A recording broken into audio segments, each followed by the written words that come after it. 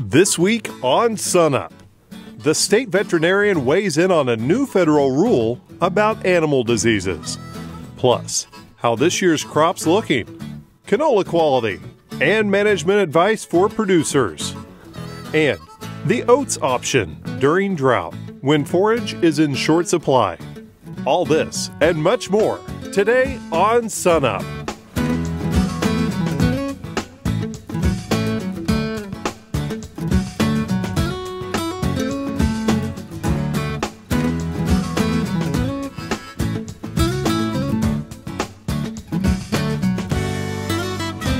Hello everyone and welcome to SUNUP. I'm Lyndall Stout. We begin this morning talking about ag policy programs and some of the things that are a little different this year. Here's our ag policy specialist, Jody Campeacci.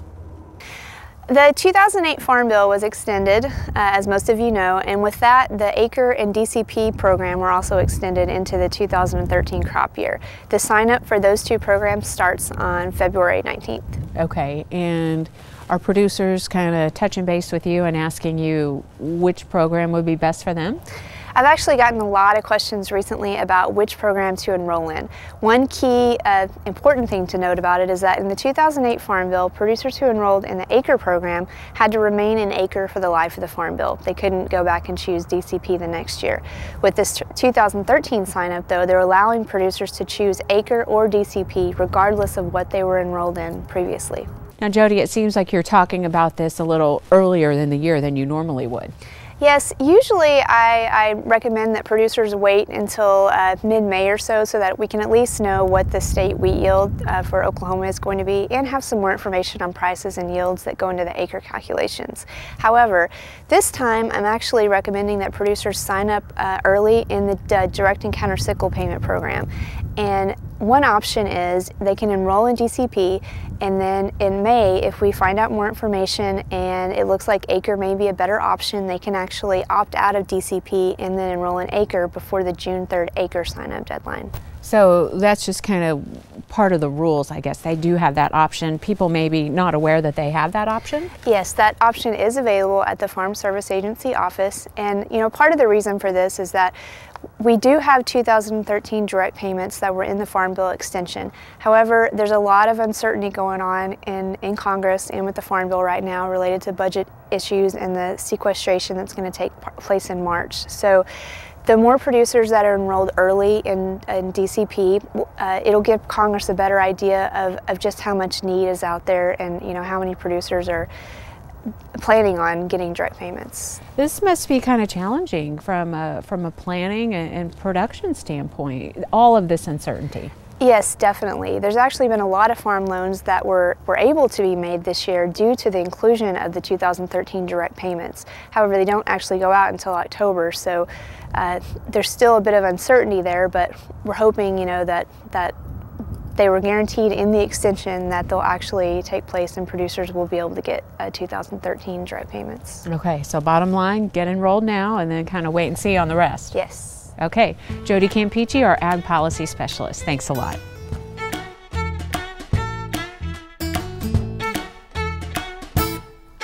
We all remember several years ago when there was a real crisis in the British Isles. There was an outbreak of what we call BSE, so the media often calls it mad cow disease, and then another outbreak of major proportions of foot and mouth disease. So here in the United States, then, we became certainly very concerned that such tragedies wouldn't occur to our livestock industry, and lots of folks involved with livestock and some of the agencies that work with livestock producers became interested in trying to figure out better ways of finding diseased animals, being able to trace them as rapidly as possible to stop any potential spread of these kinds of diseases. Now there is a new federal rule that is coming onto the books and will become effective March 11th of this year, and it's called the Animal Disease Traceability Rule. So we've invited Dr. Rod Hall, our state veterinarian. He's with the Animal Industry Division of the Oklahoma Department of Agricultural, Food and Forestry.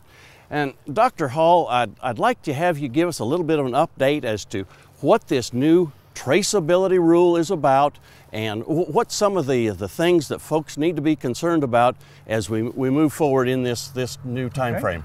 Well, I appreciate you having me, Glenn. The thing I would like to say to start with is we have had this animal disease traceability for many years, particularly back in the days, back 25, 30 years ago when we were fighting brucellosis and tuberculosis was a bigger issue than it is now.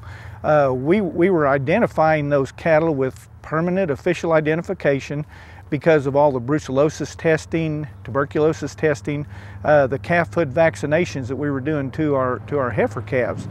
The thing I'd like to stress here in Oklahoma is that our producers are going to see very little change because of this rule. We were very fortunate 4 years ago when we stopped testing cattle for brucellosis in our livestock markets.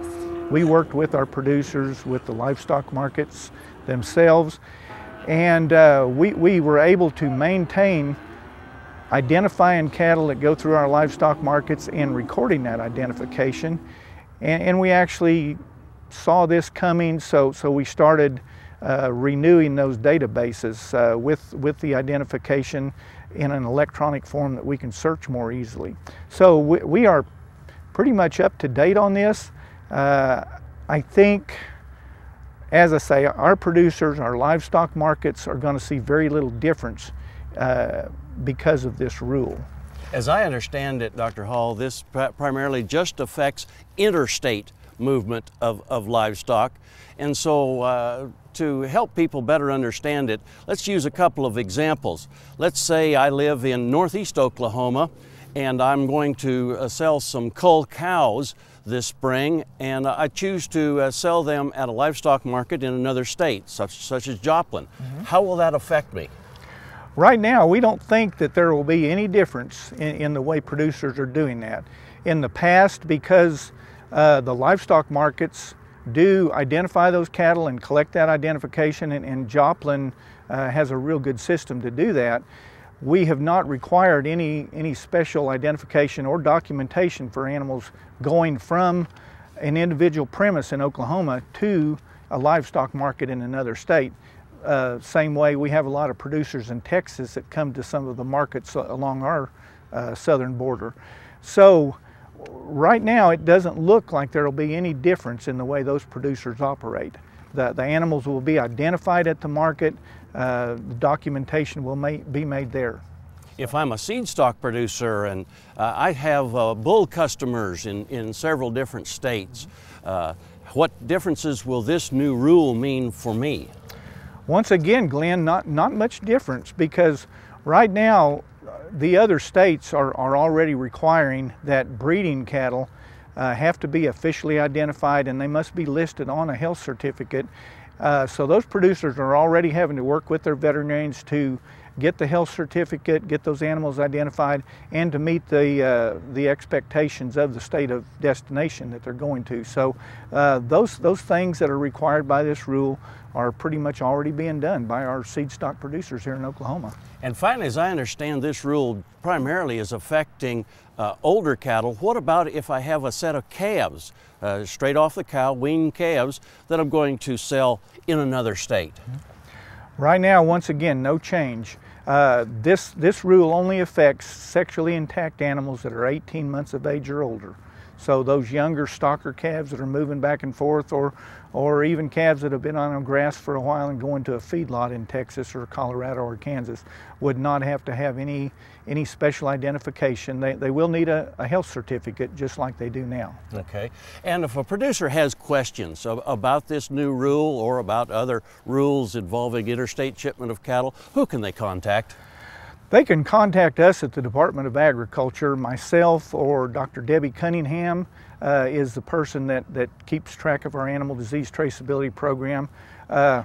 We're going to be the ones to see the most difference, because we do get some cooperative agreement funding from USDA to help manage this program and to verify that we are using that funding properly. We have to do a lot of reporting. So Dr. Cunningham takes care of that. But either of us, You can also go on to USDA's website and gradually drill down to their veterinary services, and it has a whole page on the animal disease traceability with a lot of documents that are very pertinent. We also will have a lot of those documents on our web page within the next couple of weeks. Okay. Well, we certainly want to thank Dr. Rod Hall, state veterinarian, for trying to give us an update on this new animal disease traceability rule that's into effect. And we look forward to visiting with him again on another occasion. And we look forward to visiting with you again next week on SUNUP's Cow-Calf Corner. Joining us once again to talk about the latest in the beef markets is Darrell Peel, our Extension Livestock Marketing Specialist. Darrell, we've had a little bit of movement in the market these last few weeks. What's going on? Well, in the month of January, you know, we've seen kind of the demand side look a little bit weaker. Box beef prices have dropped pretty dramatically through the month of January. It's a little bit typical, not unexpected to see that weakness in the post-holiday period. We've reached a point in the last couple of days where it looks like those markets will probably stabilize and begin to recuperate a little bit, but that has certainly added some additional pressure to the packer margins and then down in the feedlot level on the fed cattle prices as well. In contrast to that, the feeder cattle prices have been fairly strong, especially these very lightweight calves. The 4 weights and less are back up over $2 a pound here already this spring. We look for them to move a little bit higher through the first quarter of the year. All right, now USDA released their inventory numbers. What did we learn? You know, the annual inventory numbers, we've been waiting a lot for those. In general, this report confirmed what we expected. You know, we continue to see liquidation in the U.S. The all cattle inventory number was down about 3%. The beef cow number was down close to 3% again, based on some revisions to last year's numbers. But all in all, the report was pretty close to what we expected. The one thing that's in there that some people have noted is that we did see another increase in the heifer replacement number. So we have a bigger inventory of heifers that we can use for expansion if in fact Mother Nature allows us to do that.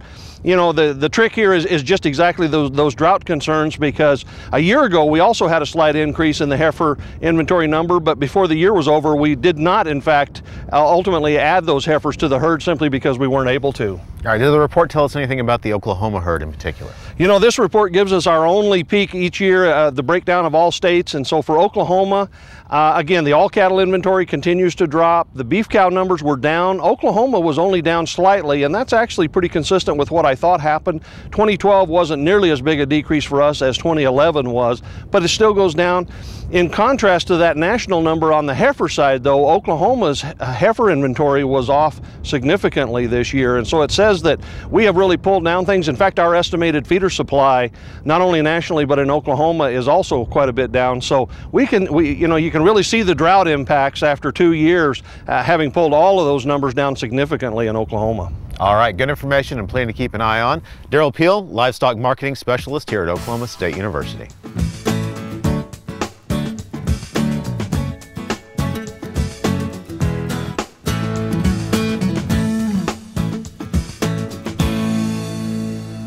Hi, I'm Al Sutherland with your Mesonet weather report. It's been good to have temperatures closer to the long-term averages this year. That means our winter crops, wheat and canola, will be at less risk for late freezes. By comparing maps from January 2012 and 2013, we get a good feel for how this year is a little more like an average year. Our first map shows the average air temperature for the month of January 2012 compared to the Oklahoma Mesonet average over the last 10 years.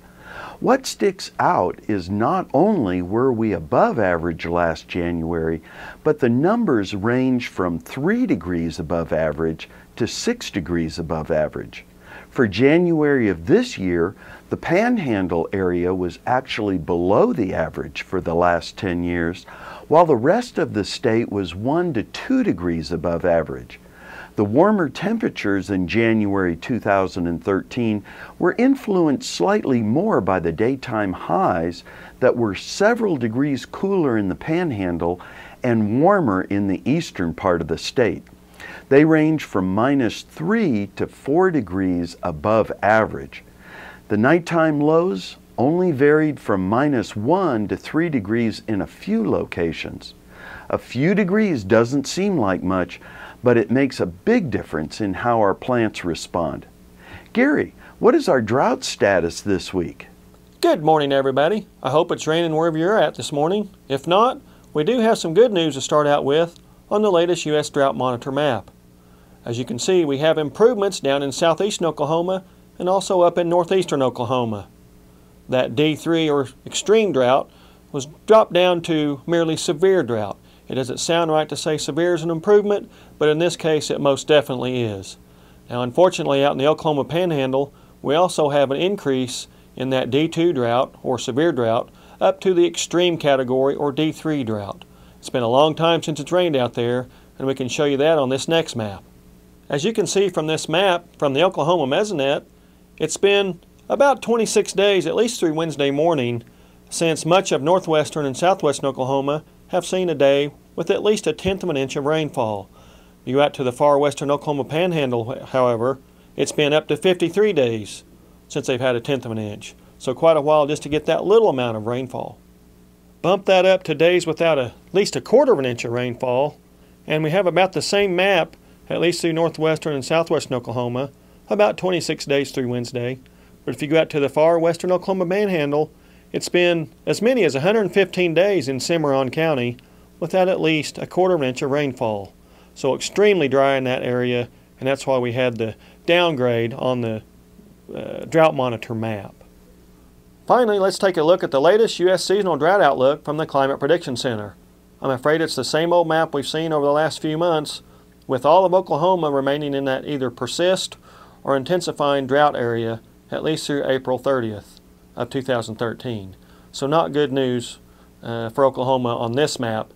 It's not set in stone. It could still change as we get into the spring. Just not looking good right now. Well, I certainly hope you got rain in your area by the time you're watching this, and hopefully I'll have some more rain to report on next week and a better U.S. Drought Monitor map. That's it for this time. We'll see you next time on the Mesonet Weather Report.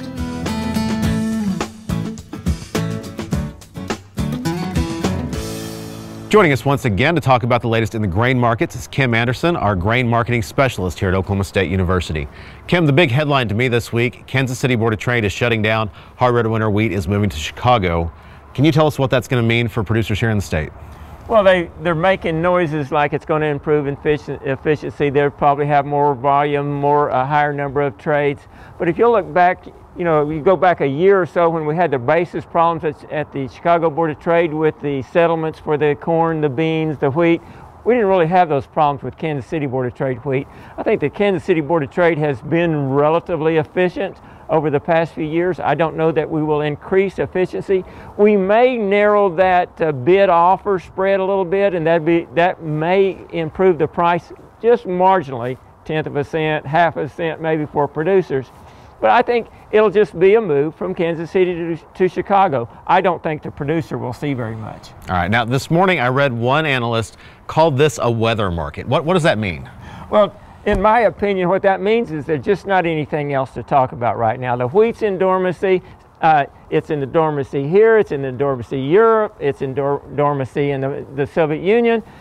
We're not going to know much about the 2013 winter wheat crop until it comes out of dormancy in the late February, early March time period. And we're in drought conditions, but we've been in drought conditions. We're not going to know what happens relative to that again until we get in the March, April time period and see what the timely rains and the rain looks like. Now, is there anything we really can expect the drought to really mean for this crop, though? Well, I think the drought and the dry conditions have increased the odds of an average or better crop. We can still have an above average crop. I think we've got enough wheat plants out there, but the dry conditions and the poor crop conditions increase the odds that we're going to have below average yields and below average production. All right, so what should producers be looking at as we head into the next few weeks? Well, if they've still got wheat in the bins, I think they've got to be watching what's happening in the corn market and the bean market, watching the March contract. It's got support at $7.85. We broke through that $8.16 level. I think they should watch that. And on July, $8. If it goes below that, another 50 down, and $8.36 up to that. Then maybe we can go higher. All right, good information as always. Kim Anderson, our grain marketing specialist.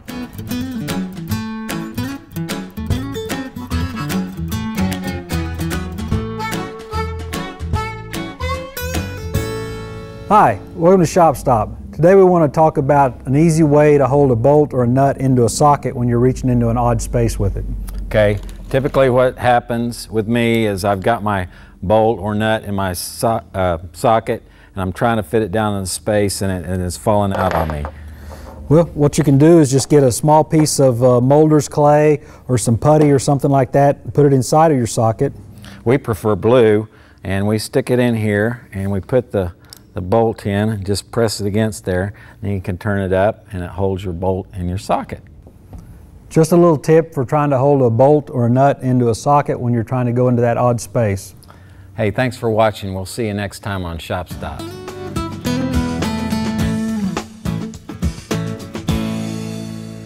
It's that time of year where the canola is starting to kind of wake up a little bit across the state. And Josh, how does canola look across the state right now? Well, for the most part, it's been holding in there throughout the winter. It's starting to come out of dormancy, like you said. Some of our first-time growers that maybe grew canola for the first time last year, or we had a very mild winter last year, are kind of surprised this year on how much foliage they lost, and a bunch of leaves got froze back. So a little bit shocked at first, but once they learned that most of the plants still survive the winter and starting to grow new leaves, they're a lot more assured that they have a good stand out there. So most of the places across the state have been able to get a rain here or there, able to keep the crop growing, but most of the time during the winter the plant survives off of its roots. So as long as they had a decent plant going into winter, they still have a fairly good stand coming out of the winter. So like I said, for the most part across the state, most of the canola crops are still looking fairly well. Okay, so what should producers start thinking about, moving forward from here? Moving forward from here in the spring, just like going into the fall, they got to get out and scout for pests. Make sure you don't have any bugs or weeds. In this instance, we need to be on top of our spraying. We got quite a bit of henbit here, so get out, scout your fields, see if you need to go across with the herbicide. Make sure if you're going across with the herbicide, check really hard for insects to see if you're getting close to those thresholds, and if you can, put the insecticide with the Roundup or the herbicides. Kind of assess your stands, kind of figure out what kind of yield potential you might be looking at, and try to adjust your rates from there. Okay, and we're actually in a part of state that you really don't think about canola. We're up here in Ottawa County, up in northeast Oklahoma. You're starting to do some different trials up here. Yes, through funding through the Oklahoma Oilseed Commission. We have variety demonstration plots all across Oklahoma. This location is near Miami, and so we have stuff from the northeast corner of the state here all the way down to Altus, so in the southwest part of the state. So we kind of spread them out this year. We have about a dozen locations across the state. Some of them are faring a little bit better than others, but this one they've got enough moisture, and most of the time, or most of this crop looks fairly well as long as we have a good stand going into winter. Okay, now let's take a look at this. Different application rates for different things here. Of all the about 12 of the locations for the Oklahoma Oilseed Commission, all of them will have at least 8 to 10 canola varieties, and so the farmers can get out and look at the different varieties throughout the growing season and can compare them. So, and then in addition to the varieties, we also, depending on the location, some of them we used different fertility treatments where we put different in-furrow fertilizer rates with the seed. One of the issues we've had is putting too much of fertilizer with the seed at planting, and we had some salting out issues that thinned out the stand some. So we're still trying to quantify what kind of rates we should be looking at for our winter canola growers, but somewhere between 0 to 30 pounds, we're able to see more benefits than stand thinning. A lot of the times we'll have a little bit more vigorous plant, a bigger, healthier plant with a little bit of fertilizer. But like I said, too much is a bad thing with the fertilizer, with the canola seed. So we're showing some different things at different locations and what kind of fits that area and what some guys are wanting to look at. So. And actually, there's an educational opportunity coming up for canola growers. Yes, through the help of the Great Plains Canola Association, they're offering kind of a premier educational program for canola producers in the southern Great Plains, trying to bring in producers from Kansas, Oklahoma, and Texas into Enid on March 28th. They're at the Fairgrounds Pavilion. They're in Garfield County at Enid, Oklahoma. So Canola College is the name of the event. Be sure to get online. We have online registration on the OSU Canola website, canola.okstate.edu.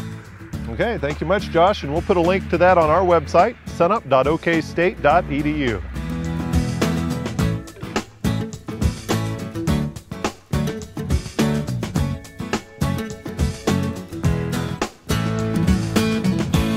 Finally today, Darren Redfern tells us ranchers with struggling pastures and limited hay supplies may be looking to spring-planted oats as another forage option. The optimum planting date for the spring-planted oats is going to be sometime between February 15th to March the 10th.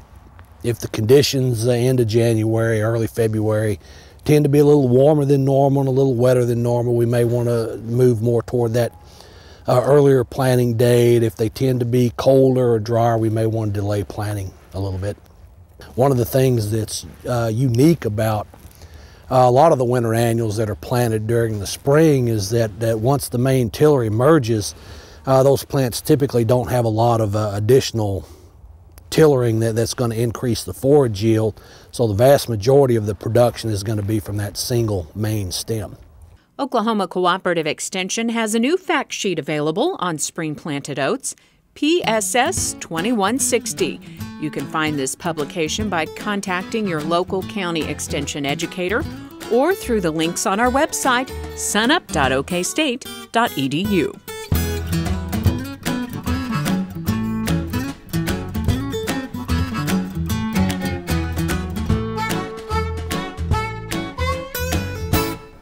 That does it for us this week. Remember, you can find us anytime on our website, sunup.okstate.edu. You can also follow us on YouTube, Facebook, and Twitter. I'm Lyndall Stout. Have a great week, everyone, and we'll see you next time at SUNUP.